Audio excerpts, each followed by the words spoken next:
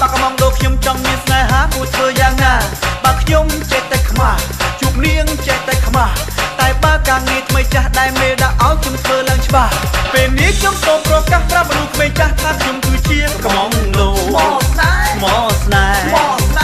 ហើយក៏ចង់ប្រាប់ស្រីម្នាក់ឲ្យបានដឹងដែរថាខ្ញុំគឺជាកំងដូ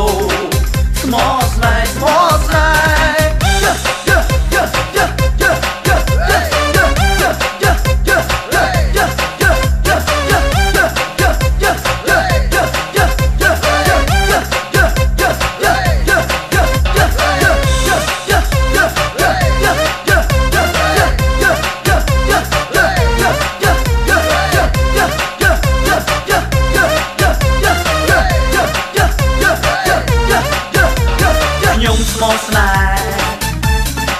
កំងដូខ្ញុំស្មោះស្នេហ៍ខ្ញុំស្មោះស្នេហ៍កំងដូខ្ញុំស្មោះស្នេហ៍ខ្ញុំគឺជាកំងដូមានចិត្តស្មោះសរតាំងចិត្តតស៊ូឲ្យខិតខំធ្វើការសង្សារមិនទាន់មាន